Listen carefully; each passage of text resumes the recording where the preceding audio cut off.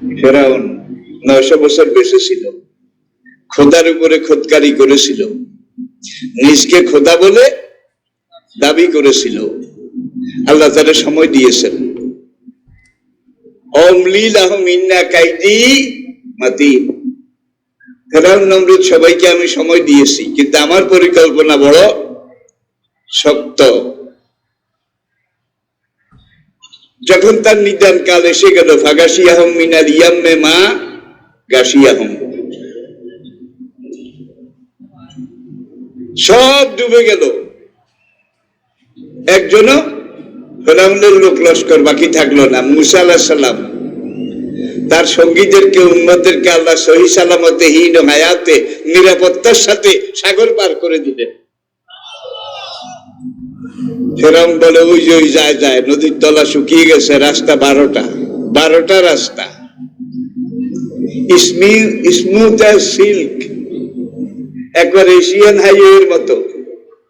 ফেরাউন তার সেনাবাহিনীকে বলে, নাম ওই যে মুসা ধায় ধর। মুসার খোদায় কয় নাম, শেষ ঘোড়া শেষ সিপাহী।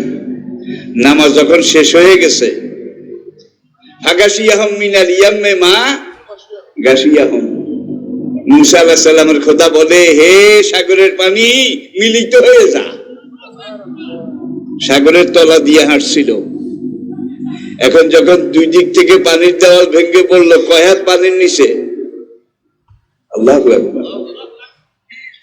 একটা সৈন্যেরও খবর পাওয়া যায় নাই। ওই জারুয়া ভালো করে নাকে মুখে পানি খেয়ে বুসুর করে গুইসাপের মতো ভেসে উঠছে। ভেসে উঠে দেখে মওজুন কা জোলাল, পাহাড়ের মতো অমপ্রতাপ তরঙ্গাভিঘাত চতুর্দিক থেকে আসতেছে। দিশা মিশা না পাইয়া কা আমানতু বিল্লাহি রাব্বিল আলামিন, আমার খোদায় ইস্তফা দিলাম, নিখিলের চিরপ্রভু মহান রব্বুল আলামিনের উপরে ঈমান আনলাম। এটা বলার পরে আরেকটা ঢেউ এসে আরেক চাপ দিল, ডুবে গেল। জন্মের মতো পানি আরো খেলো। অবস্থা খারাপ দেখে আবার ভেসে উঠছে। ভেসে উঠে মুসার খোদারে বুঝাইয়া বলে, আমানতু বিরব্বি মুসা ও হারুন। যে মুসা আর হারুনের আসল খোদার উপরে ঈমান এনে বনী ইসরাইল আমার চোখের সামনে পার হয়ে গেল, আমার খোদাই ছাড়লাম, মুসা হারুনের খোদার উপরে ঈমান আনলাম। 3 নম্বর ঢেউ এসে আরো জোরে মারলো। দেখে যে বেগতিক, অবস্থা তো খারাপ। এইবার বলে, আমানতু বিরব্বিল্লাযী, ওই মহান সত্তা, ওই রবের উপরে ঈমান আনলাম। আমানু বিহি বনু ইসরাইল, আমার চোখের সামনে যে বনী ইসরাইল যা আসল খোদার উপরে ঈমান এনে আমার সামনে, চোখের সামনে দরিয়া পার হয়ে গেল, সাগরের ওই পারে পৌঁছে গেল, সেই বনী ইসরাইলের আসল খোদার উপরে ঈমান আনলাম। খোদারে 3 বার বুঝাইয়া কয়। মুসার খোদা বনী ইসরাইলের খোদা কি জবাব দিলেন? আল-আন, আল-আন, এখন, এত দেরিতে। নোয়াখালীর মানুষে কয় অননি, কি অননি, আল-আন। তোকে তো আমি প্রায় 1000 বছর সময় দিয়েছিলাম, কত রকমের কত কিছু করেছিলি। আজকে মরার সময় ফালাওলা ইজা বালাগাতিল রুতুর এখানে চলে আসছে। এখনকার তওবা এটা গ্রহণযোগ্য? নমরুদ ইব্রাহিম আলাইহিস সালামের সাথে কি করেছিল ইতিহাস আপনারা জানেন, শুধু মনে করিয়ে দেই উলঙ্গ করে। বাবায়ে কওম বাবায়ে মিল্লাত, মুসলিম জাতির জনক সাইয়েদনা ইব্রাহিম, যাকে আল্লাহ বলছেন মিল্লাতা আবিকুম ইব্রাহিম, এখন 40 দিন পর্যন্ত আগুন জ্বালিয়েছে। নমরুদ প্রত্যেকটা এলাকায় মাইকিং করে দিল, সুঙ্গা ফুকায় বলে দিল, নাস্তিক ইব্রাহিমকে আগুনে ফেলা হবে, তোমরা সবাই সবের কামে শরীক হও। কেউ হরমুল এক মুঠা দিল, কেউ নারিকেল পাতা এক মুঠা, কেউ কিছু কয়লা, কেউ কিছু লাকড়ি, মানে ওই ওরস আর কি। ইব্রাহিম আলাইহিস সালামকে জ্বালাবে, সেই আগুনে সবাই লাকড়ি সরবরাহ করে। 40 দিন এইভাবে করলো। বিশাল গর্ত, আগুনের দিঘি। এবার ইব্রাহিম আলাইহিস সালামকে আনা হলো। ইতিহাস অনেক লম্বা, সব ছেড়ে দিলাম। এখন 12 হাত পানির নিচে, 13 হাত পানির নিচে কাউকে নিতে হইলে তো 12 হাত যাওয়ান লাগে কি। তখন ওরা দেখে যে অগ্নিকুণ্ড থেকে প্রায় আধা কিলোমিটার দূরে আসা যায়, তারপরে আর আসা, এমন জ্বালাইছে আগুন। এখন ফেরাউনের বান্দারা গিয়ে কইল, খোদা হুজুর, আগুন আরো কম জ্বালান দরকার ছিল। কেন রে? কাছেই তো যাওয়া যায় না, আসামিকে কি করে আমরা ফেলবো? ফেলতে হইলে তো কাছে যাওয়া লাগবে, নাগালের ভিতরে যাওয়া লাগবে। শয়তান এক বুড়া মুরব্বীর বেশে সেখানে এসে ফেরাউনকে বুদ্ধি দিল, সরকা ক্রেন একটা বানাও, সরক মেশিন। ইব্রাহিমকে উল্লঙ্ঘ করে ওই মেশিনে লাগায়, ওখানে বেঁধে এখানে এইভাবে চাক্কা ঘুরাইলে আস্তে আস্তে আস্তে আস্তে আস্তে আস্তে এটা আগাবে। যখন অগ্নিকুণ্ডের মাঝামাঝি যাবে, এখান থেকে রশিটা কেটে দিলে ধপাস করে ইব্রাহিম অগ্নিকুণ্ডের মাঝখানে পড়ে যাবে। বুদ্ধি ভালোই দিল, ওরা তাই করলো। চরকি যখন ঘুরানো শুরু করেছিল, ফেরাউনের সেনাবাহিনীর 40 জন জওয়ান, তারা চরকিকে ধরলো। যেই চরকি একজনে ধরলে ফরফর করে ঘুরে, 40 জনে ধরে টানে, ঘুরেও না, লড়েও না, ঘুরেও না, লড়েও না। সেখানে আবার খাওয়ার ব্যবস্থা আছে, নাচ গানের ব্যবস্থা আছে। ফেরাউন সরকারি ভাবে এমন একটা ব্যবস্থা করলো যাতে করে এই সার্কাস সিনেমা, নগ্ন নাচ উলঙ্গপনা দেখার জন্য পুরা দেশের সব মানুষ সে অগ্নিকুণ্ডের পাড়ে পাড়ে জমায়েত হয়েছে। সেখানে মেয়েরা কাসিয়াতিন আরিয়াতিন মুমিলাতিন মায়লাত, কোন মেয়ে ল্যাংটা উলঙ্গ, কোন মেয়ে অর্ধ উলঙ্গ। এমন ভাবে তাদের দেহভঙ্গি, বচনভঙ্গি, নাচন ভঙ্গি, ইংলিশ বলে আমারও তো শরম লাগে। বনি আদম যেভাবে ল্যাংটা হইছে, এখন আল্লাহ পাকের 10 জন রহমতের ফেরেশতা আল্লাহ পাঠাইছে। ওরা যখন চরকি ঘুরানো শুরু করবে, তোরা চরকি ধরে রাখবি। 10 জন ফেরেশতা চরকি ধরে রাখছে। এখন ফেরাউনের সৈন্যরা যতই ঘুরায়, ঘুরে না। ব্যাপারটা কি? ঘুরে না কেন? এতক্ষণ ফরফর করে ঘুরলো, এখন ঘুরছে না কেন? ইবলিস সেখানে গিয়ে বলে, একটা কাম কর, তোরা কিছু উলঙ্গ, অর্ধ উলঙ্গ, কাসিয়াত আরিয়াত মুমিলাত মায়লাত, তরুণী তম্বি নিতম্বি, তাদেরকে এনে নাচা। যখন তাদেরকে নাচাবি, উলঙ্গ নাচ দেখলে রহমতের ফেরেশতা এখান থেকে চলে যাবে। ফেরেশতা আর এর কাছে থাকবে না। ফেরেশতা তাড়াইতে হইলে এখন একটা নাচ দরকার, খুব বুঝে নেবেন। এখন মেয়ে আনলো 40টা, তারা নাচে। এই উলঙ্গ নগ্ন নাচ এগুলো দেখে রহমতের ফেরেশতা চলে গেল। এখন ওরা টানে, চরকি ঘোরা শুরু করলো, আগুনের উপরে চলে গেল, রশি কাটবে, এখানে ইব্রাহিম পড়ে যাবে। ইব্রাহিমের খোদা বোধহয় টায়ার্ড হয়ে গেছিলেন, রিটায়ার করেছিলেন। ইয়া নারো, এই আগুন সাবধান, কুনি বারদাও, আমার গোলাম, আমার বান্দা ইব্রাহিমের জন্য তুই ঠান্ডা হয়ে যা, শীতল হয়ে যা।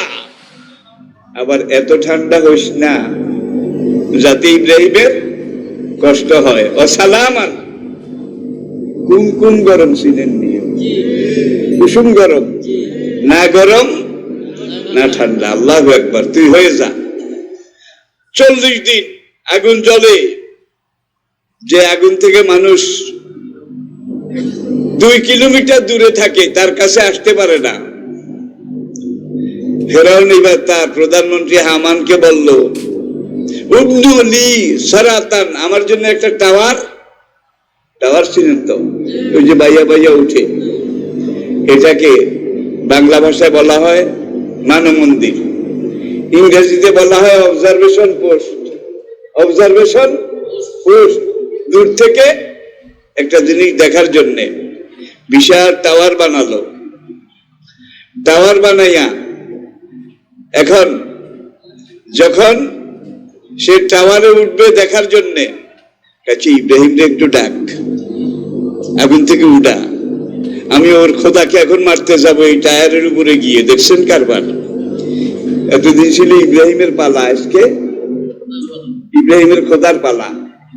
ইব্রাহিমের খোদাকে যদি না মারি তাহলে ইব্রাহিমকে আমি কিছুই করতে পারবো না। ইব্রাহিমকে একটু ডাক। অগ্নিকুণ্ড থেকে তুলে আনলো। নমরুদ জিজ্ঞাসা করে, কিরে নাস্তিক? দেখছেন কারবার? কিরে নাস্তিক মানে তারে খোদা মানে না, এই জন্য নাস্তিক। 40 দিন আগুন এইভাবে জ্বললো, তুই জ্বললি না, তোর একটা পশমও জ্বললো না, তোরে কে বাঁচাইছে? ইব্রাহিম সোজা করে কয়, আমার উপরওয়ালা। আমার উপরওয়ালা। নমরুদ আরো রাগ হইল, আমার রাব্বুকুমুল আলা, আই এম ইওর খোদা দি গ্রেট। আমার উপরে আবার কোন উপরওয়ালা? তো হ্যাঁ, সে আমার উপরওয়ালাই করে। ইউহি অয়ুমিত অহু আলা কুল্লি শাইইন, আমার উপরওয়ালা যা ইচ্ছা তা করে। তিনি কাউকে মারেন, কাউকে জীবিত রাখেন। ফেরাউন 2টা লোক জেলখানা থেকে ডাকলো, একজনরে এক কবে শেষ, কয় দেখ আমি মারি, আরেকজনরে কয় তুই বেকসুর খালাস। আমি মারতেও পারি, খালাসও দিতে পারি, তোর খোদা যা পারে আমিও তা পারি। এইবার ইব্রাহিম ছোট্ট করে বলল, আমার খোদা পশ্চিম দিকে সূর্য উঠায়, ইয়াতি বিশামসে মিনাল মাশরিক, পূর্ব দিকে উঠায়, ফাতে বিহা মিনাল মাগরিব। তোর যদি হ্যান্ডন থাকে, তুই সূর্যটাকে একদিন একটু পশ্চিম দিক দিয়া উঠা। ফাবুহিতাল্লাযী কাফার। ফেরাউন কয়,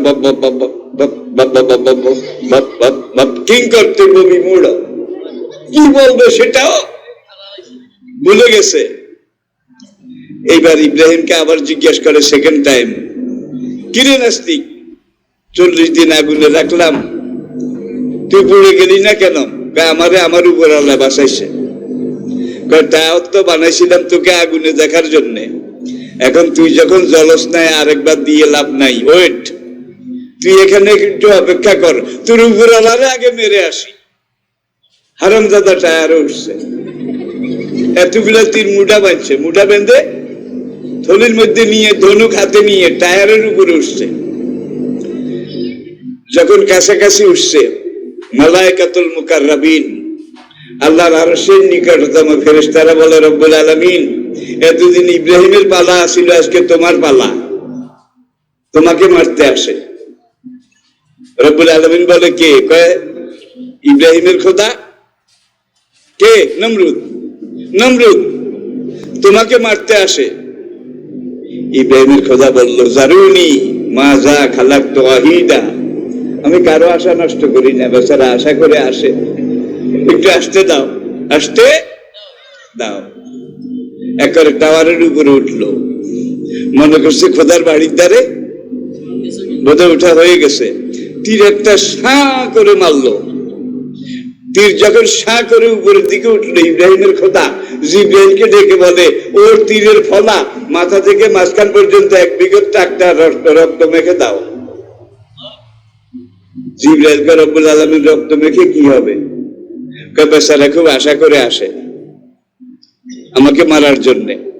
এখন যদি রক্ত না মাখো তাহলে সে মনে করবে মিস ফায়ার, তার গুলি কাজে লাগে নাই। আর রক্ত যদি মেখে দাও তাহলে সে মনে করবে অপারেশন সাকসেসফুল, অপারেশন। দেখি তার ফেরাউনিয়ত সে আরো কতদূর শক্ত করতে পারে, আমি একটু দেখি। আল্লাহু আকবার। তীর যখন রক্ত সহ ফিরে আসলো, নমরুদকে এক তীরেই কাজ হয়ে গেছে, ইব্রাহিমের কথা খতম। তাড়াতাড়ি আবার বাবেলে ফিরে আসলো। ফিরে এসে কয় ইব্রাহিমকে ডাকো। জেলখানা থেকে তাকে আনা হলো। উপরাল্লাহ উপরাল্লাহ বলে এত বাহাদুরি করেছিস, তোর উপরাল্লাহরা আজকে শেষ করে আসছি। তীর ওইটা বাইর করে দেখায়, দেখছিস টুকছে কদ্দুর, নিশা হাঁদাইছে কদ্দুর, ওই রক্ত যে দূরের দূর দেখায়। ইব্রাহিম দুঃখ করে বলে, রব্বুল আলামিন, জালেমটার সাথে আমি এমনিই পারি না, আরো তুমি ডকুমেন্ট দিয়া দিলা। রে ভাইয়েরা, সেই ফেরাউন কায়রো ন্যাশনাল মিউজিয়ামে আলিয়ামা নুরাজ্জিকা বিবাদানিকা, তোর শরীর আমি পোষাবো না, কিয়ামত পর্যন্ত তোর শরীরকে আমি পছন্দহীন রাখবো। অলনা জালাকা আয়া, কিয়ামত পর্যন্ত যারা আসবে তাদের জন্য তোর এই শরীরটাকে আমি আল্লাহ একটা নিদর্শন করে রাখবো। আছে না নাই? যেদিন সে লোহিত সাগরে ডুবেছে, কোন কোন বর্ণনায় আছে নীল দরিয়া, না এটা ঠিক না, লোহিত সাগরে যেদিন ডুবেছে তার 4116 বছর পরে, রিপিট, যেদিন ডুবেছে, ডুবে যাওয়ার 4116 বছর পরে লোহিত সাগরের এই মোহনায় তার লাশটা ভেসে উঠল। ভেসে উঠার পরে এটাকে তোলা হলো। কাল লাশ 4116 বছর পরে, এটা কি চারটিখানি কথা? লাশটা ফুলেও নাই, ফাঁপেও নাই, যেই ফেরাউন সেই ফেরাউন। কিন্তু পানিতে কোনো মানুষের রক্ত মাংসের মানুষের লাশ পড়লে তো পচে, ফুলে, দুর্গন্ধ হয়, ভেসে উঠে, ঠিক কিনা বলেন? নুনাজ্জিকা বিবাদানিকা, তোর শরীরকে আমি বসাবো না। কায়রো ন্যাশনাল মিউজিয়ামে আছে, সারা দুনিয়া থেকে লক্ষ লক্ষ মানুষ যায় এবং ফেরাউনের লাশ দেখে। এই সেই ফেরাউন। ভাই, আল্লাহ তো আমাকে সুযোগ দিছে, নাকের এখানে পোঁছা লাগছে, বাসের এখানে, নাকের এখানে, এটা কালা, এটার যত ওষুধ টষুধ দেয়, ওষুধে কাম হয় না, এটা ভালো হয় না। আবার ইদানিং আরেকটা জিনিস দেখা যায়, এইভাবে লাশটা শোয়ায় রেখেছে একটা কাঠের বাক্সের ভিতরে। কিছুক্ষণ পরে একবার কয়,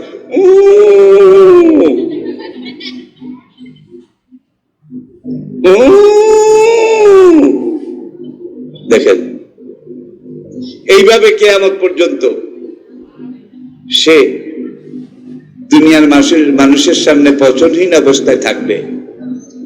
ফেরাউন বলেন, নমরুদ বলেন, সাদ্দাত বলেন, কোন ফেরাউনকে আল্লাহ কি ছেড়ে দিয়েছিলেন? তবে ছেড়ে দেওয়ার আগে, ধরার আগে আল্লাহ সময় দিয়েছিল, ঠিক কিনা বলেন? ধরার আগে সময় দিয়েছিল। অমলি লাহুম ইন্না কাইদি মাতিন, আমি তাদেরকে সময় দেই, ছাড় দেই, কিন্তু ছেড়ে দেই না, ঠিক কিনা বলেন? আবু জাহেলের লাশ বদরের কুয়ার মধ্যে, বদরের কুয়ায়। বুখারী কিতাবুল মাগাজি, বদর যুদ্ধ শেষ হয়ে গেছে, কুরাইশ বাহিনী পরাজিত পর্যুদস্ত হয়ে যারা জীবিত আসলে ভেগে গেছে। এবার লাশ খুঁজে খুঁজে, আর বুখারীর ভাষা, 24টা বড় বড় কাফেরের লাশ। নবীজি বলেন, আবু জাহেল, উতবা, ওলীদ, রবিয়া, মগিরা, সায়বা, উমাইয়া, এই নম্বরী কাফেরগুলার লাশ একটা একটা করে আনো, আমি একটু দেখি। লাশ আসলো, 24টা লাশ। আল্লাহ নবী নিজের হাতে এই 24টা লাশ বদরের কুয়ায় ফেলে দিলেন। ফেলার আগে বলেন, হে আবু জাহেল, উতবা, ওলীদ, রবিয়া, মগিরা, সায়বা, উমাইয়া, আমার রব আমার সাথে যে ওয়াদা করেছিলেন, আজকে আমার রবের ওয়াদা আমি সত্য পেয়েছি। তোমাদের দেবদেবী মূর্তিরা তোমাদের সাথে যে ওয়াদা করেছিল, তোমরা কি সেটা সত্য পেয়েছ? কি ইয়া রাসূলুল্লাহ, আল্লাহু আকবার।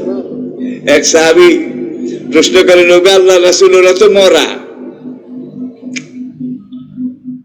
ওদেরকে প্রশ্ন জিজ্ঞাসা করে হবেটা কি?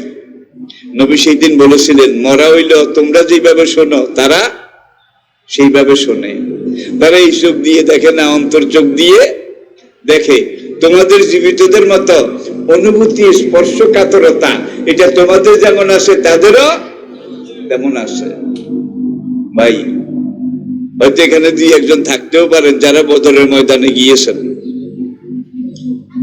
80 দশকের মাঝামাঝি। আমি একবার গিয়ে বদরের ময়দানে ঢুকেছি, আর বদরের যুদ্ধের মাঠ, উহুদের যুদ্ধের মাঠ,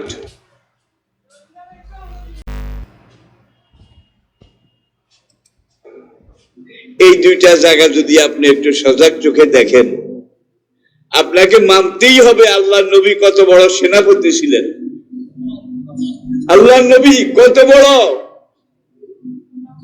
যুদ্ধের স্পেশালিস্ট ছিলেন। এগুলো না দেখলে বিশ্বাস করা যাবে না, বোঝাও যাবে না। তো মদিনা থেকে মক্কায় যাব, একটা গাড়ি ঠিক করলাম, ড্রাইভার মিশরি, ওরা বলে জিএমসি, একটা গাড়িতে 8 জন কার বসতে পারে। মদিনার প্রান্তদেশ,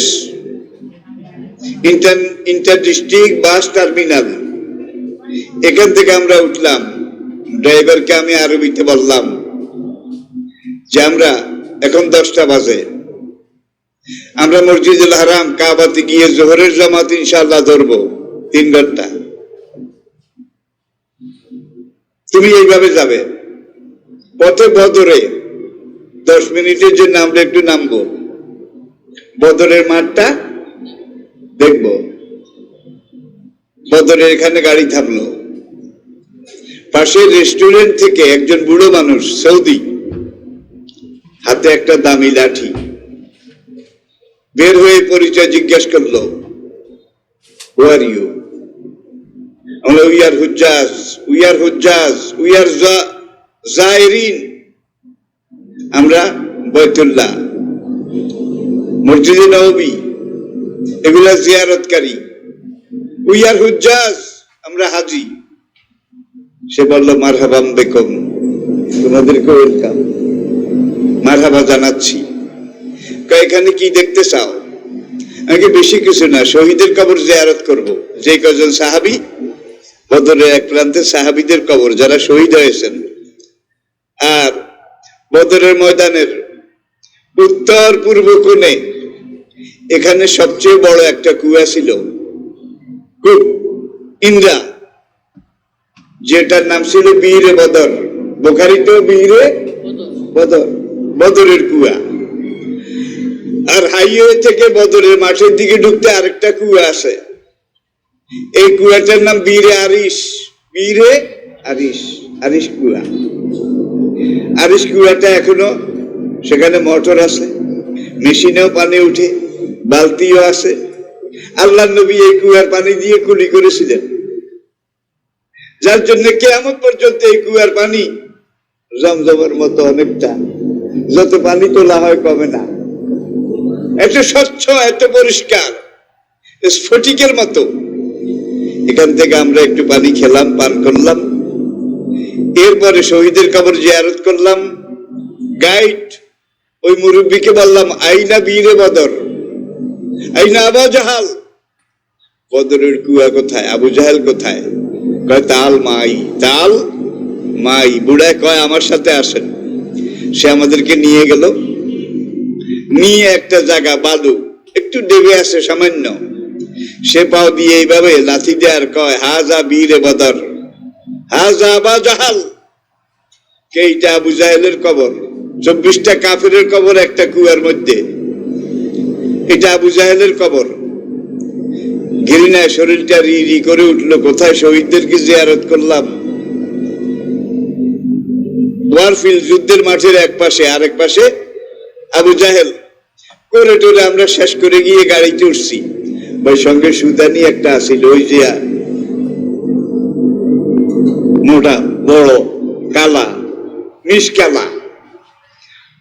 ওরা একটু কাটেছি, ভদ্রটা কম, মানুষও মোটা, চাল চলনও মোটা। শয়তানকে কঙ্কর মারতে গিয়ে কালোদের ঠেলা যে একবার খাইছেন, কালাদের ঠেলা, তিনি আমার এই ওয়াজটা ভালো বলছেন ভাই। তো এখন এই গাড়িতে উঠতে গিয়ে ওই কালো বেটায় ড্রাইভারকে বলে, ইয়া সাইয়াক উসমুর সোয়াই, এইভাবে দেখায়, উসমুর সোয়াই। সৌদি আরবে যারা ছিলেন তারা ভালো বুঝবেন, সামান্য একটু থামম, ওই কালাই দিছে কুয়ার দিকে দৌড়, ওই আবু জাহেলের কুয়া। ড্রাইভার কয় সালা করি, কয় নামাজ কাছে, কাবা গিয়ে নামাজ পড়তে হবে, এই দৌড় দেয়। আর কয় উসমুর সোয়াই, এখন দৌড় দেয় আর প্যান্টের চেইন খোলে। কিরে, বহুত মুশকিল। 6 মিনিট আমার ঘড়িতে, একবার ঘড়ির দিকে তাকায় আবার তার দিকে তাকায়, খুব কষ্ট করতে আছে।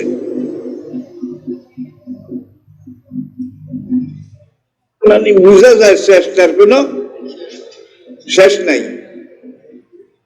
6 মিনিট পরে আমি ড্রাইভারকে বললাম, ভাই তুমি নামো, আমিও নামি, চলো ওকে ধরে নিয়ে আসি। সে তখনও বসে বসে মোশনে আছে আর কি। সে এক হাত ধরলো, আমি এক হাত ধরলাম, টান দিয়ে দাঁড় করাইলাম। সালা করি, কাম উইথ মি। কালা মুখ আরো কালা হয়ে গেছে। এখন সে প্যান্টের চেইন লাগায় আর কয়, বল মাফি, কুল্লো খালাস। এত কোথাইলাম, যা বুঝে এলে কবরের উপর এক ফোঁটা পেশাব করি, এত কোথাইলাম, বল মাফি। আমার পেটে কোনো পেশাবে নাই, কুল্লু খালাস, পেশাব আগেই শেষ। কাফের দিগ্রেট, আল্লাহ নবীর সবচেয়ে বড় দুশ্মন, তোর কবরে কালাই মুতে। আর তোর চেয়ে বড় আরেকজন নেতা ওমর ইবনুল খাত্তাব। জাহেলি জীবনের কথা বলছি। মক্কায় থাকার জায়গা নাই, খাওয়ার জায়গা নাই, যাকে যেখানে পায় বাঁধে, ধরে, মারে। এইবার শেষ রাতে সাফা পাহাড়ের পাদদেশে দারে আর কাম আল্লাহ নবী সাহাবাদেরকে নিয়ে সালাত আদায় করলেন পলাতক অবস্থায়। এবার মুনাজাত চলছে, আল্লাহুম্মা আইয়িদিল ইসলাম বিআহাদিল উমরাইন। আয় আল্লাহ, মক্কা ইসলামের বড় দুর্দিন। আমার সাহাবাদের বেলালের শরীরে যত পশম, তার চেয়ে বেশি জখম। খাব্বাব বিন আরাব, তার সারা শরীর রক্তে রঞ্জিত। আব্দুল্লাহ ইবনে মাসউদ, তার শরীরে একটা চুল রাখার জায়গা নাই, সব দগদগে ঘাও, নির্যাতনে। আল্লাহুম্মা ওগো রব্বুল আলামিন, আইয়িদিল ইসলামা, তুমি ইসলামের সহযোগিতা সাহায্য করো। বিআহাদিল উমরাইনে, মক্কায় 2টা ওমর আছে, ওমর ইবনুল খাত্তাব আর ওমর ইবনুল হিশাম। ওমর ইবনুল খাত্তাবকে তো চিনেন, কে? সেকেন্ড আমিরুল মুমিনিন। আর ওমর ইবনুল হিশাম হইল আবু জাহেলের আসল নাম। নবী দোয়া করে, এই যে ওমর ইবনুল খাত্তাব অথবা ওমর ইবনুল হিশাম, 2 ওমরের 1 ওমর তুমি ইসলামে এনে দাও, তা নইলে মক্কাতে ইসলামকে নিয়ে আমি আগাইতে পারবো না। আল্লাহ 2 নম্বর লিডারকে ইসলামের জন্য কবুল করেছেন। তিনি কে? ওমর রাদিয়াল্লাহু তাআলা। নবী দোয়ার মধ্যেও দেখেন ওমর ইবনুল হিশাম আর ওমর ইবনুল খাত্তাব। আবু জাহেলের নাম আগে কইছে, 1 নম্বর লিডারের। ওমর সেকেন্ড লিডার নাম্বার 2, তাকে ইসলামের জন্য আল্লাহ কবুল করেছেন। ওমর কোথায় শুয়ে আছেন? নবীজির পাশে। নবীজি মসজিদে নববীর একেবারে ভিতরে, যেখানে রওজায়ে মোবারক, আল্লাহ নবী যেখানে শুয়েছেন, নবীর পাশে আবু বকর শুয়েছেন, আবু বকরের পাশে ওমর শুয়েছেন। আরেকটা কবরের জায়গা খালি আছে, ঈসা ইবনে মারইয়াম, তাকে এখানে দাফন করা হবে, এটা খালি আছে। সেই মসজিদে নববী, নবীজির রওজায়ে মুবারক, সেখানে দৈনিক কত লক্ষবার কোরআন খতম হয়, কোন হাজার না, কত লক্ষবার কোরআন খতম হয়। লক্ষ লক্ষ মুসলিম মিন কুল্লি ফাজ্জিন আমিক, দুনিয়ার প্রত্যন্ত এলাকা থেকে সেখানে গিয়ে নবীকে সালাম দেয়, আবু বকরকে সালাম দেয়, ওমরকে সালাম দেয়, দোয়া করে, ঠিক কিনা বলেন? তাহলে সেকেন্ড লিডার নবীর সাথে আবু বকরের সাথে রাজকপাল, এখানেও সালাম, এখানেও সালাম, সালামুন সালামুন, আর তুই এক নম্বর লিডার, তোর কবরে কালায় মুতে। কি ভাই, এগুলো বাস্তব, এগুলো ইতিহাস। ভাইয়েরা আসেন, বহু চড়াই উতরাই, বহু ঘাম, বহু শ্রম, বহু রক্তের বিনিময়ে ইসলামে গিয়েছে, ঠিক কিনা বলেন? আর এগোবার আগে দেখেন নবীর সাথে একামতে দিন, সাইলে একামতে দিনের আন্দোলন যারা করেছেন, দাওয়া কাজ যারা করেছেন, তারা সবাই কিন্তু পোড় খাওয়া। মক্কা 13টা বছর তাদেরকে আগুনে পুড়েছে, তাদেরকে মেরেছে, তাদের উপরে নির্যাতন করা হয়েছে। ভাই, স্বর্ণকে যত আগুনে পোড়ায় স্বর্ণের দাম কমে যায়, ঠিক না? বাড়ে। একটা স্বর্ণ খনি থেকে এসেছে, এখন এটা একবারে লাল নয়, টকটকে নয়, কয়লার চেয়ে আর একটু স্পষ্ট।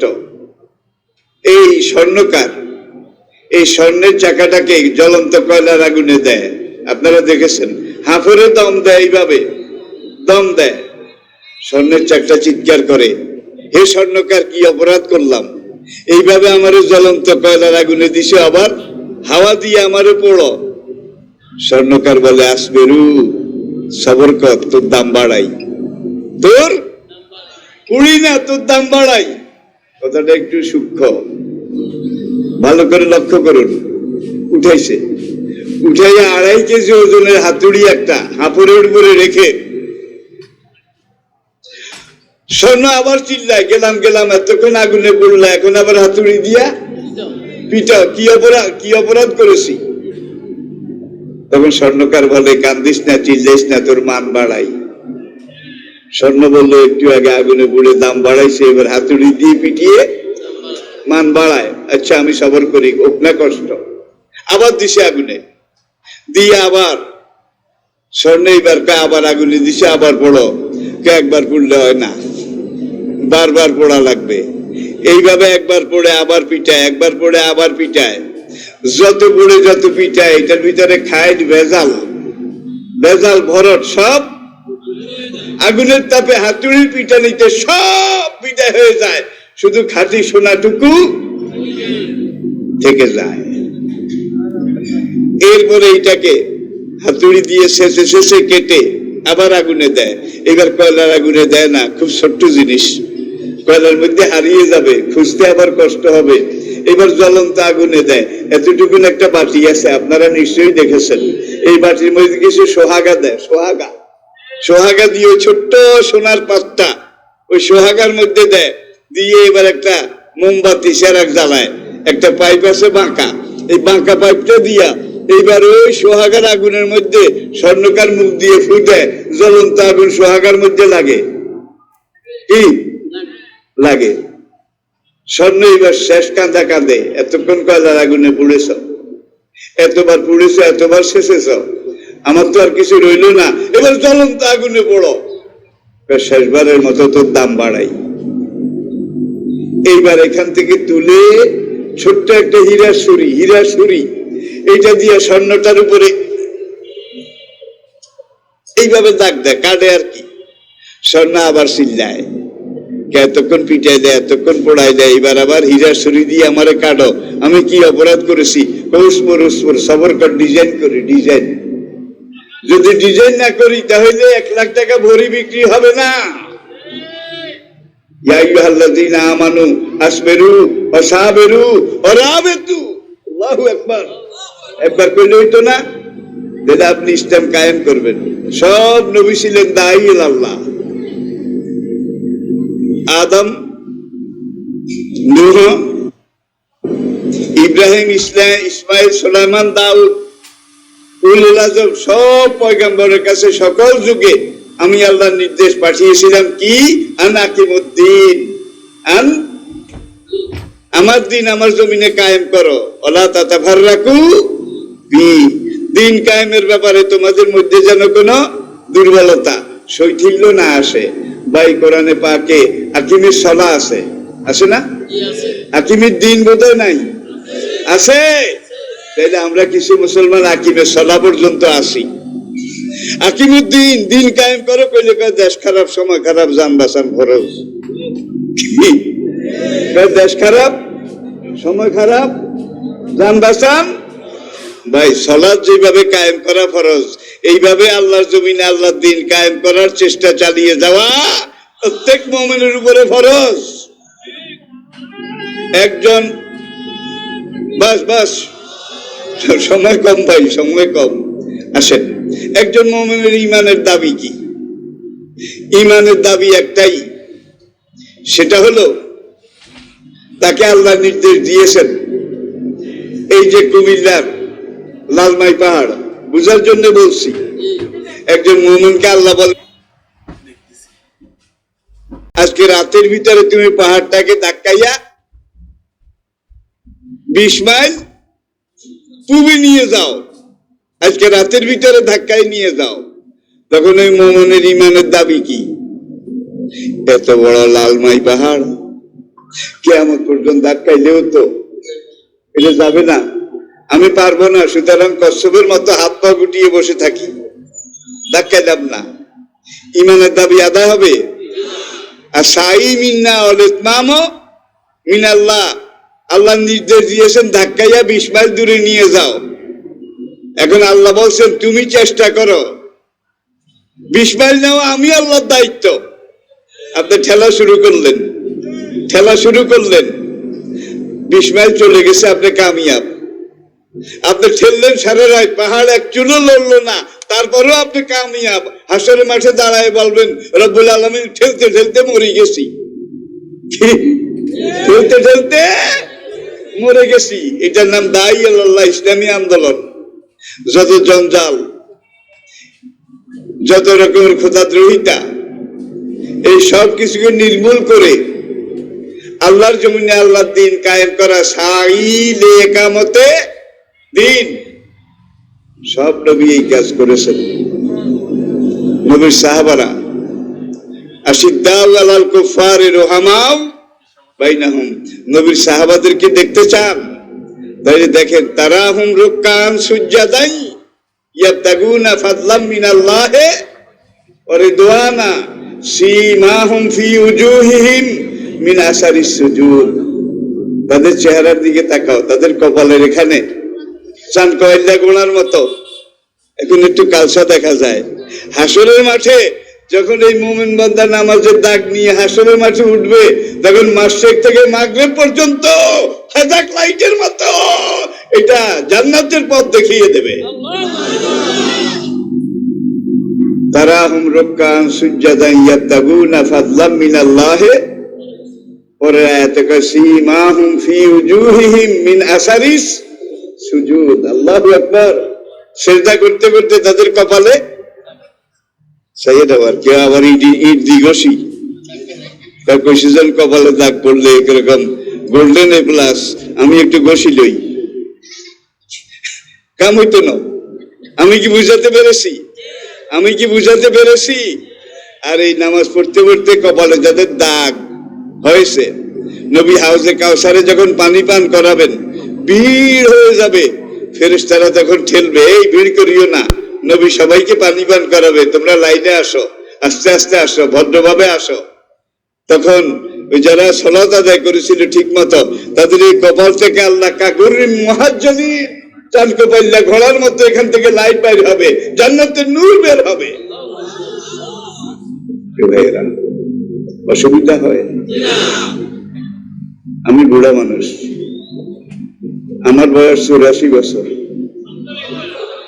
ওয়াজের বয়স 58 বছর। অনেক মানুষ এত বছর হায়াতে তো পায় না। আলহামদুলিল্লাহ। কিভাবে আসি, কেন আসি আমি নিজেও বুঝি না, তবে ওইটা বুঝি ভিসার মেয়াদ শেষ। যে কোনো সময় শুনবেন যে নাই,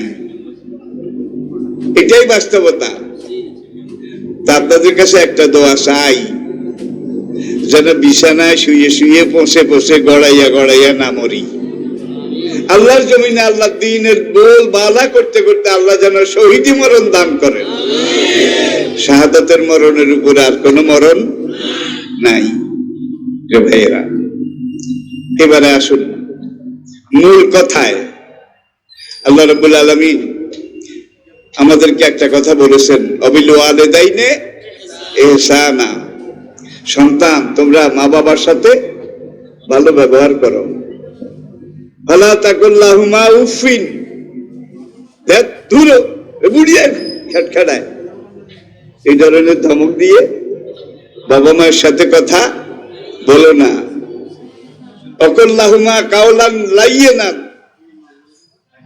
মা বাবার সাথে বিনম্র সুরে ভদ্রভাবে নম্রভাবে কথা বলো। অকুল রব্বির হামহুমা, আল্লাহু আকবার। কে বলে? কে বলে? যিনি আহকামুল, সেই সব বিচারকের বড় বিচারক, যে হাকিমের সামনে আমাদেরকে আসামির কাঠগড়ায় দাঁড়ানো লাগবে না, লাগবে না। সেই হাকিম বলেন যে তোমরা মা বাবার সাথে এমন ভাবে কথা বলো, রব্বির হামহুমা। দেখছেন, সন্তানকে শিখাইয়া দেয়। তোর বাবার মোরাল্লার সামনে রেখে, তোর বাবা মার কবর সামনে রেখে তুই যখন সেখানে দাঁড়িয়ে বলবি রব্বির হামহুমা কামা রব্বায়ানি সগীরা, আমি আল্লাহ শিখাই দিছি তোরে এইটা, তুই যখন এইটা বলবি আমার আরো থর থর করে কেঁপে উঠবে। যেই পর্যন্ত তোর মরা মা বাবাকে আমি আল্লাহ ক্ষমা না করবো, আরশের কাঁপন থামবে না। আল্লাহু আকবার। একজন বিচারক, বিচারপতি, চিফ জাস্টিস আসামিকে মুক্তি দিতে চায়।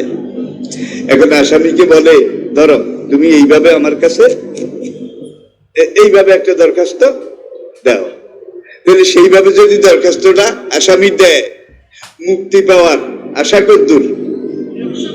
50 ভাগ নাকি 100 ভাগে 100 ভাগ? তাহলে সেই মহান বিচারক আহকামুল হাকিমিন, আমরা সবাই আসামি, আমাদেরকে বলে যে বাবা মা অকুর রব্বির হামহুমা কামা রব্বায়ানি, এই কথা বলে দোয়া করো। যখন তোমরা রব্বায়ানি সগীরা বলবে, আমি আল্লাহ থরথর করে কেঁপে উঠবে। যে পর্যন্ত তোমার মরা মা বাবাকে ক্ষমা না করি, এই পর্যন্ত আরশের কাঁপন থামবে না। হুজুর 3 জন ভাড়া করে, আবার পয়সাওয়ালারা হুজুর 40 জনের দাওয়াত দেয়, সাফা খতম পড়ায়। ভাই ভাড়াটিয়া সৈন্য দিয়ে দেশ জয় করা যায়, দেশ রক্ষা করা যায়? পিঠ চুলকায় আপনার, পিঠ চুলকায় আপনার। এখন আপনি যদি নিজে চুলকান, একবারে কাম শেষ, একবারে। এখন নাতি একটা রেখে, নাতি আমার পিঠটা একটু চুলকাইয়া দে, নাতি এখানে চুলকায়, এখানে না আরো নিচে, এবার গেছে এক করে এখানে, এখানে না মাঝখানে, এবার এখানে চুলকায়। 100 বার চুলকাইছে, একবারও জায়গা মতো পড়ে নাই। ঠিক কিনা বললে? তাহলে মরার আগে নিজের পিঠ নিজে চুলকাইয়া যাইতে রাজি আসেননি? জোরে কম, জোরে কম। সবাই রাজি আছেন তো? আসেন এবার আমি ডাইরেক্ট কথা বলি। ওলামায়ে কেরাম আছেন, আমি এই পর্যন্ত যেই কথাগুলো বলেছি প্রত্যেকটা কথা কোরআন থেকে বলেছি, কিন্তু কোরআন থেকে বলেছি।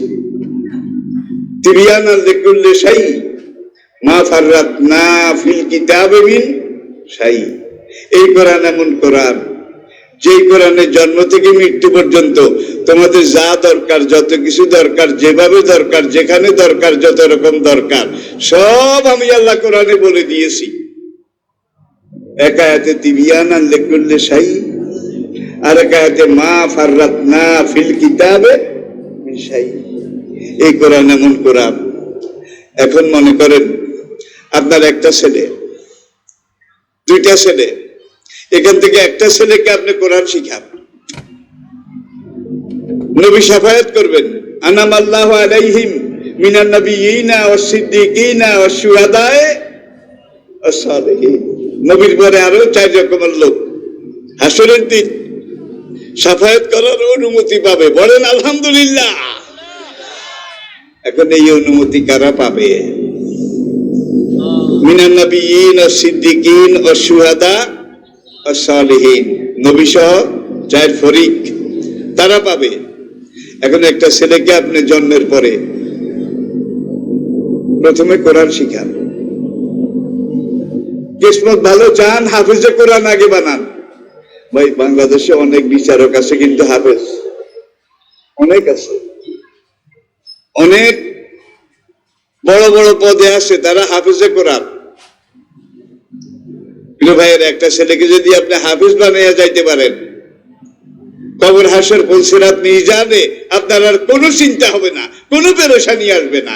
হাফেজের বাপ খবরদার, ডোন্ট ডিস্টার্ব।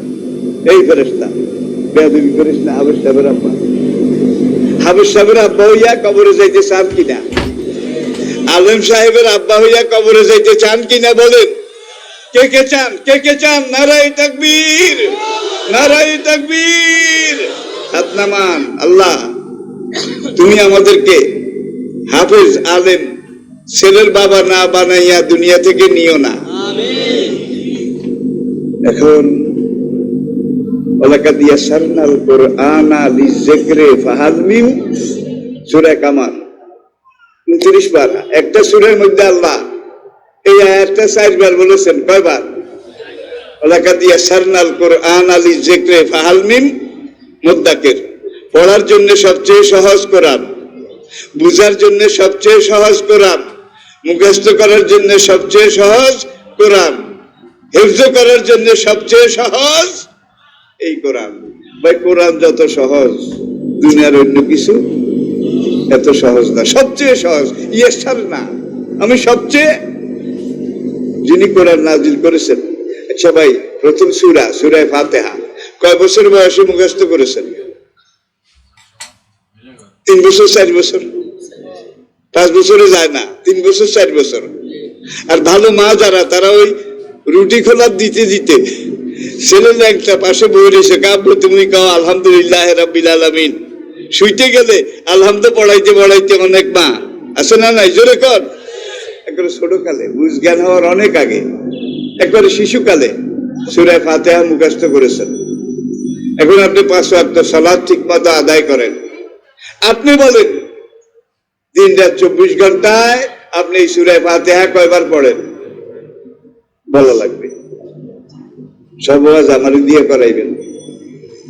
ফরজে লাগে সূরা ফাতিহা, লাগে না? লা সালাতা ইল্লা বিফাতিহাতিল কিতাব। সূরা ফাতিহা না পড়লে তো নামাজ ওয়াজিব নামাজ বোঝা লাগবে না। ভিতরে সুন্নতে তাহাজ্জুদে ইশরাকে আওয়াবিনে চাশতে লা সালাতা ইল্লা বিফাতিহাতিল কিতাব। সূরা ফাতিহা না পড়লে নামাজই হবে না। 5 ওয়াক্ত নামাজ যারা পড়েছেন এই বুড়া বয়স, 80 বছর বয়স, 70 বছর বয়স, এই মুরব্বী এই কোরআনের প্রথম সূরা ফাতিহা কতবার পড়ছে? খাইছে রে খাইছে। কতবার? কোন ক্যালকুলেটরে আপনি এই হিসাব ধরাইতে পারবেন না, কোন কম্পিউটারে এই হিসাব আপনি সামলাইতে পারবেন না। এত বেশি বার পড়েছেন, ঠিক কি না?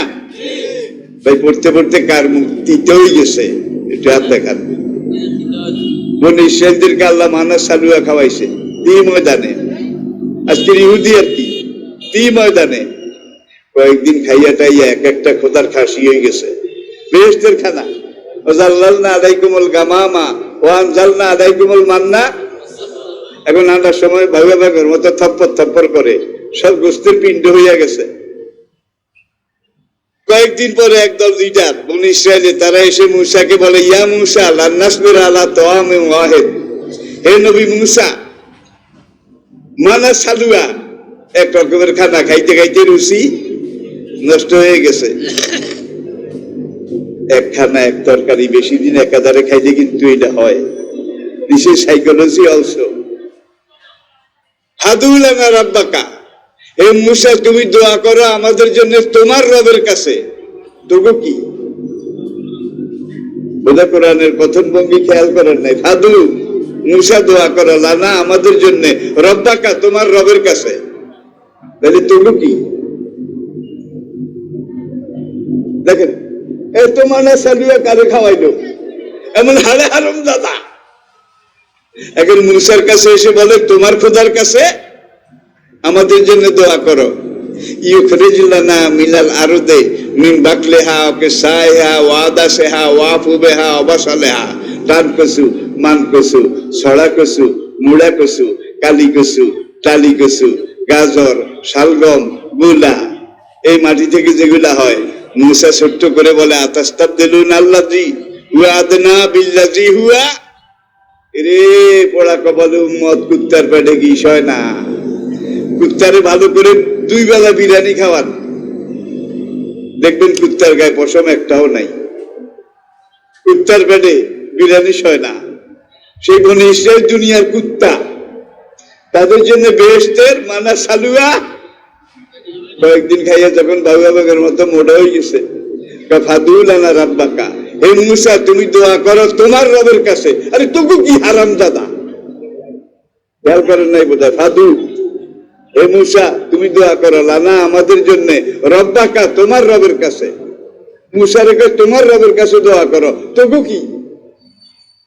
দুদিন মানা সালুয়া কারে খাওয়াইছিল দেখেন কত স্পর্শকাতর। অনেক লম্বা ইতিহাস ভাই। এখন সূরা ফাতিহা পড়তে পড়তে পড়তে পড়তে কার মন তিতা হইছে, কার মন বোতা হইছে, কার রূপ তো নুড়ি গেছে, কার রূপ তো নুড়ি গেছে। যিনি যত বেশি পড়ছেন তার পড়ার আগ্রহ তত কমে গেছে। কমছে, বাড়ছে? এখনো টেম্পার আছে, এখনো লাইফ আছে, এখনো ফিটনেস আছে, কিয়ামত পর্যন্ত আছে, থাকবে। ঠিক কিনা বলেন, ঠিক কিনা বলেন? আল্লাহু আকবার।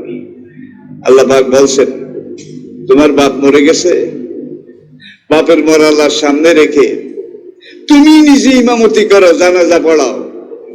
তোমার মা মরে গেছে, তুমি বালেগ হয়েছ, তোমার মায়ের কবরের পাশে দাঁড়িয়ে তুমি অকুর রাব্বির হামহুমা, হাকিম নিজে শিখাইয়া দেয়। যখন তুই এই দোয়া করবি আমার আরশ থরথর করে কেঁপে উঠবে। তোর কবরে শোয়া বাপকে যে পর্যন্ত ক্ষমা ঘোষণা না করব আরশের কাঁপন থামবে না। ভাইয়েরা, আপনার গ্রামের এক সবের আলী, কোন ভাইয়ের নাম সবের আলী থাকলে বেজার হইয়েন না, এটা একটা উদাহরণ। আপনার গ্রামের এক সবের আলী, মনে করেন সবের আলীর বাপ রাতে স্ট্রোক করে মারা গেছে। পরের দিন সবের আলীর বাবার লাশ মাঠে আসছে। পাড়া প্রতিবেশী তারা জানাজায় শরীক হওয়ার জন্য আসছে। সবের আলীরে আপনি কত কিছু শিখাইছেন, বিলাত পর্যন্ত পাঠাইছেন, ডক্টরেট মাস্টারের যা ছিল সব পড়াইছেন, কিন্তু কোরআন পড়ার নাই। এখন সবের আলী বোধ হয় বাবার লাশ এটা জানাজার ইমামতি করতে পারবে? সবের আলী যদি রব্বুল আলামিন বাবা জমি বেছে আমারে পড়াইছে, বাবা এই করে আমারে পড়াইছে, এখানে ব্যারিস্টার পর্যন্ত, ডক্টরেট পিএইচডি পর্যন্ত পড়াইছে, যা পড়াইছে পুরা পড়া, বাবা রুহের পরে হাদিয়া বকশিস করে দিলাম। বাবার দুর্গতি কমবে না বাড়বে? তুই কি বকশাইছ? উল্টা না, উল্টা না। যদি আজকে কোরআন বকশাইতিস তাহলে আমি আল্লাহর সাথে তুই ডাইরেক্ট হয়ে যেতিস। এখন গ্রামের মাদ্রাস সাহেব সবের আলীকে বলে, সবের আলী, বালেক ছেলে সবের আলী, তোর বাবার জানাজা ইমামতি কে করবে তুই হুকুম দে। বালেক ছেলের হুকুম ছাড়া বোধহয় কোনো বড় হুজুর জানাজার ইমামতি করতে পারবে? জোরে বলেন। ওই ছেলেও নিয়ে মজবে, সত্যিকার উত্তরাধিকার। এখন সবের আলী তো জানাজা পড়তে জানে না। এত কিছু শিখাইছেন কিন্তু কোরআন শিখান নাই, এত কিছু শিখাইছেন দিন শিখান নাই। 3 রকমের মানুষের দোয়া টেলিগ্রামের আগে কবুল হয়, এটা শেষ ওয়াজ। দাওয়াতুল মাজলুম, দুঃখী ব্যক্তির দোয়া। দাওয়াতুল মুসাফির, মুসাফিরের দোয়া।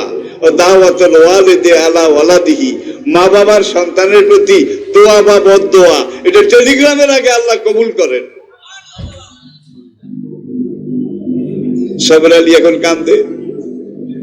3 রকমের মানুষের মাঝে দাওয়াতুল মাজলুমে লাইসা বাইনাহু ওয়া বাইনাল্লাহি হিজাব, দুঃখী ব্যক্তি আর আল্লাহর মাঝে কোনো পর্দা নাই। সাবের আলীর মতো দুঃখী আজকে কি আপনাদের গ্রামে আরেকজন আছে যার বাবা গত রাত্রে মরেছে? তার মতো সাবের আলীর মতো দুঃখী আরেকজন আছে? নাই। সাবের আলীর আর আমি আল্লাহর মধ্যে কোনো পর্দা নাই, হিজাব নাই। সাবের আলী যা বলবে সঙ্গে সঙ্গে আমি মাবুদ কবুল করব। 3 রকমের মানুষ, তার মধ্যে মাজলুম দুঃখী ব্যক্তি। এখন সাবের আলী নিজে পারে না, কিন্তু উঠে কয় আমাদের গ্রামের বড় মসজিদের ইমাম সাহেব হুজুর, আপনি আমার বাবার জানাজাটা পড়াইয়া দেন। কাঁদতে কাঁদতে কয় আজকে বলি গেছে, কিন্তু নিজের চুলকানি নিজে চুলকাইতে পারে না। 7 বার চুলকাইলেও জায়গা লাগবে না, ঠিক কিনা বলেন? এখন ইমাম সাহেব গেছে, বড় হুজুর সাবের আলী তাকে ওয়ারিশ বানাইছে। জানাজা শুরু হয়েছে। কয় তাকবীর? মোট তাকবীর কয়টা? 4টা। জানাজা। ঈদের নামাজে 6, জানাজায় 4। 2 তাকবীর শেষ হয়েছে, মানে জানাজার অর্ধেক শেষ হয়েছে, অর্ধেক সামনে আছে। মনে করেন যে রাতে সাবের আলীর বাবা স্ট্রোক করে মরেছে, কলেরায় মরেছে, ওই রাতে ইমাম সাহেব হুজুরের মুরগি একটা হিয়ালে নিছে। বুঝার জন্য বলছি, এই জানাজার মাঝখানে ইমাম সাহেব হুজুরের মুরগির কথা মনে উঠছে। হুজুরে জানার মধ্যে খায়, আহারে কি জাতের মুরগি রে আমার আসিল, আহারে কতগুলা ডিম দিত, কতগুলা বাচ্চা ফুটতো, আমার আঙ্গিনাটা কিটকিট করে ভরে যেত। ওরে দুষ্ট শিয়াল, মুরগি তো নিলি না, আমার কলজা ছলাইয়া নিলি। আল্লাহু আকবার। ইমানদারি বলেন, ইমাম সাহেব হুজুরের কি সাবের আলীর বাবার জন্য দুঃখ বেশি না মুরগির জন্য দুঃখ বেশি? বলেন বলেন। কোন হুজুর যদি বলে সাবের আলীর বাবার জন্য দুঃখ বেশি, তাহলে মনোবিজ্ঞান মিথ্যা, সাইকোলজি মিথ্যা, এটা কোনোদিন হতে পারে না রে ভাইয়েরা। তাহলে একটা সাবের আলী বানাইতে যান, আর এই সাবের আলী বানাইতে হইলে মাদ্রাসায় দেওয়া লাগবে। এই জানাজার ইমামতি করেন না, হাসরের মাঠে আপনাকে কোলে করে বেহেশতে না অন্য যদি সাবের আলী বানাইতে হয়, তাইলে হাফেজ বানাইতে হবে, তাইলে আলেম বানাইতে হবে। সবাই রাজি আছেন? রাজি আছেন যে ভাইয়েরা? ছোট্ট একটু কথা বলে, অসুবিধা হচ্ছে অনেকের, ছোট্ট একটু কথা বলে আমি শেষ করে দিচ্ছি যে ভাইয়েরা, আপনার এই দুনিয়ার ব্যবসা আছে, দোকান আছে, বিল্ডিং আছে, আপনার বহু কিছু ব্যাংক ব্যালেন্স আছে, আল্লাহর কসম কিছু আপনার সঙ্গে যাবে না। একটা সন্তানকে হাফেজ বানাইলেন, কবর হাসর কুলসিরাত মিজানে সব জায়গায় এই ছেলে আল্লাহর সাথে হুজ্জত করবে। হুজ্জত বুঝেননি? বাপ ভিতর না, তর্ক। ছেলে কবে আমার বাবার এইভাবে, আল্লাহ কবে না তুই যেটা কস আমি আল্লাহ দিয়ে করলাম। আল্লাহু আকবার। ওআইসির হিসাব অনুযায়ী 2022 31শে ডিসেম্বর আন্তর্জাতিক বিশ্বে যে খবরটা ভাইরাল হয়েছে, বর্তমান পৃথিবীতে 4,34,00,000 আন্তর্জাতিক মানের হাফেজে কোরআন জীবিত আছে। 4,34,00,000 আন্তর্জাতিক মানের হাফেজে কোরআন। ভাই, ওয়াতাইনা দাউদা জাবুরা, দাউদ নবীর আমলে জাবুর কিতাবের হাফেজ কয়জন ছিল? বলা লাগবে, একজনও না। মুসা নবীর আমলে তাওরাতের হাফেজ সাহেব, মুসার সাহাবীদের মধ্যে কয়জন ছিল? একজনও না। ঈসা আলাইহিস সালামের আমলে তার হাওয়ারিয়িন, যারা হাওয়ারিয়িন, তাদের মধ্যে ইনজিলের হাফেজ কয়জন ছিল? একজনও না। তাওরাত বলেন, জবুর বলেন, ইনজিল বলেন, কোন নবীর আসমানি কিতাবের হাফেজ একজনও ছিল না। সত্য যুগ, ত্রেতা যুগ, দাপর যুগ, এই 3 যুগে প্রাচীন ভারতবর্ষে বেদের কোন হাফেজ ব্রাহ্মণ বোধহয় আসিল? বেদের ত্রিপিটকের, পুরাণের জবা কুসুমা শঙ্কা সমকাশ্য বিয়ং নাশং ও সামুন্ডে জয় জয় সম্ভয় সম্ভয় সর্বসত্তা নমং সাহা, এগুলো কি মুখস্থ করার জিনিস? কিন্তু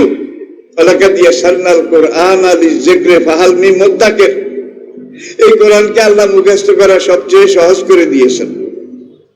যিনি একবার মুখস্থ করেছেন মরণ পর্যন্ত স্মরণ রাখার দায়িত্ব আল্লাহ নিয়েছেন। তাহলে পিছের কত কিছু ভুলে গেছেন। আলাদা সূরা কয়জনে বলছেন? তুমি কলমে ঢুকাও, আমি এটাকে হেফাজত করব। সুতরাং ভাইয়েরা মাদ্রাসা করেছেন, বাগানে ফুল গাছ লাগিয়েছেন, বহু জাতের ফুল নাই, বাগানের কোনো দাম নাই, ঠিক কিনা বলেন? এখন আপনার একটা সন্তান, আমার একটা নাতি, আপনি মাদ্রাসায় পড়াবেন। আপনি মাদ্রাসায় দিলে আমার খুব লাভ হবে। কি আমার লাভ হবে না আপনার লাভ হবে? ওই আল্লাহ জাতের কসম করে বলছি, যার হাতে আমার জীবন, সে আল্লাহর কসম করে বলছি, এই ছেলে আপনাকে না নিয়ে জান্নাতে যাবে না। এই ছেলে আপনার পরিবারের, আপনার স্ত্রী, আপনার বাবা মা, এমন এমন 10 জন যাদের সবার উপরে জাহান্নাম ওয়াজিব হয়ে গেছিল, আমার মা কোথায়? কই মা জাহান্নামে যাবে আর আমি তোমার বেহেশতে গিয়ে ফিল্ডিং মারবো, এই বেহেশতের আমার দরকার নাই, আমারে মায়ের সাথে দুযোগে দিয়ে দাও। তখন আল্লাহ বলবেন, ইয়া আব্দি, ওরে আমার আলেম ছেলে, তুই কয়জন চাস? বাবারে চাই, মারে চাই, খালের চাই, ফুবুরে চাই, নানিরে চাই, দাদিরে চাই। আর কত? 10 জন দিতাম বেশি, ইয়ারের গাঁর আরো আছে। 70 জন পর্যন্ত দিলাম। আল্লাহু আকবার, 70 জন পর্যন্ত দিলাম। এমন 70 জন মাফ করে দিলাম যাদের প্রত্যেকের উপরে ওয়াজাবাত আলা কুল্লিহিমুন নার, যাদের সবার উপরে জাহান্নাম ওয়াজিব হয়ে গেছিল। তাহলে এই ছেলে আপনাকে নেবে, আপনার বাপ দাদা সৈদ্য গোষ্ঠীরে নেবে, 70 জনকে নিয়ে একত্রে মিছিল করে জান্নাতে যাবে, যদি আপনি হাফেজ বানান, যদি আলেম বানান। আমার বাবা আমারে মাদ্রাসায় পড়াইয়া খুব ঠকে গেছে না জিতছে? জোরে বলেন।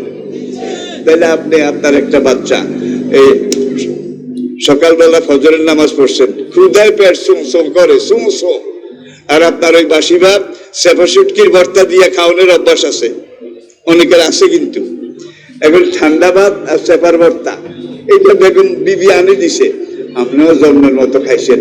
খাইতে খাইতে একেবারে টাঙ্কি পুরা বালাগাতিল এই পর্যন্ত। এরপরে আপনার বিবি টিফিন কালিয়ে একটা নিয়ে আসছে, বেইনের বাইর থেকে খানা আসছে, কি আছে? রেজালা আছে, কারি আছে, মুরগি আছে, গোস্ত আছে, এইটা আছে, দাও একটু একটু দাও। একদিনের তো একটু একটু দিতে দিতে লইতে লইতে এবার টাঙ্কি একেবারে ওভারলোড। আর লইবেন নি, চা জায়গা আছে নি, ইহত ছাড়া পারলে সে আরো খাবে, পারলে সে আরো খাবে। ইমানদারি বলি, সারাদিন ডেক উঠবে কোন ডাক হওয়া লাগবে। আগে কিন্তু সেবা সুটকি খাইছেন খালি হলো, এখন এত কোরমা পোলাও বিরিয়ানি সেবা সুটকির উপরে রাখলেন, ডেক উঠবে কোন ডাক? সেবা সুটকির। তাইলে আপনার বাচ্চার এখন কলব খালি, পেট খালি, হৃদয় খালি। তার এই উন্মুক্ত হৃদয়ে আগে কোরআনের সেবা সুটকি ঢুকাইয়া দেন, হাদিসের সেবা সুটকি ঢুকাইয়া দেন, তারপরে ডক্টর বানান, মাস্টার বানান, যেটা ইচ্ছা সেইটা বানান, সারা জীবন কোরআনের ডেক উঠবে। আত্মায়াতের কায়দায় বসুন, 2 মিনিটে মুনাজাত শেষ। 2 মিনিট। পিছনে যে ভাইরা দাঁড়িয়ে আছেন, মেহরবানি করে বসে পড়ুন। ইনশাআল্লাহ আমরা মাদ্রাসা করেছি, আমরা মাদ্রাসায় সহযোগিতা করে যাব। সবাই রাজি আছেন তো? সবাই রাজি আছেন তো ইনশাআল্লাহ?